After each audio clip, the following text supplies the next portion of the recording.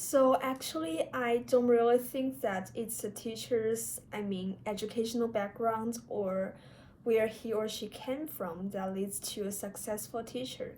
Instead, I think it was some very important personality or, uh, I mean, the teacher's sense of responsibility that lead to a good teacher. So at this point, I want to mention a teacher from our junior high school. And however, to be honest, when I was in junior high school, I didn't really like him. Instead, I always said something bad just behind him with my classmates secretly.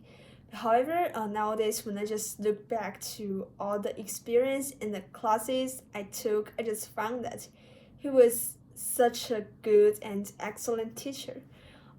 So firstly, I think it's because he was quite responsible to every student in our class.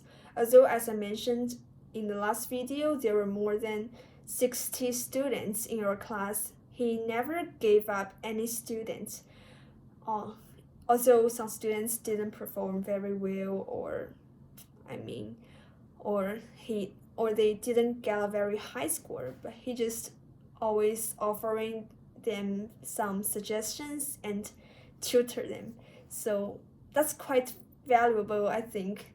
And I still remember, in the at the time that he was supposed to take a break or stayed with his family members, he just sat in the classrooms or in the office to wait for students to ask him some questions.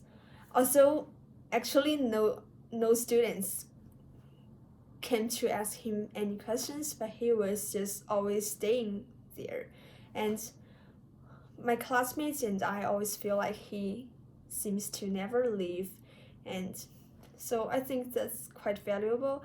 And I am quite regretful that I've never asked him any questions because I was quite afraid of him at that point. And so that's the first point I think that makes him a very successful teacher. And the second point is that he was bound enough to, I mean, face his mistakes, and he was also willing to hear what the students want. And he even held a meeting to let all the students give him advice and correct his mistakes. And luckily, I also, almost most of our classmates found that he was trying his best to correct the mistakes and, um, is trying to make himself a better teacher. And so I think that's the second point. I think that is very good. And also, to be honest, he wasn't graduated from a very famous university, and he also came from a very remote village around our city. So his background was not so attractive as other teachers in our school, but I still think that he is the best teacher I've never met until now. So that's what I want to say.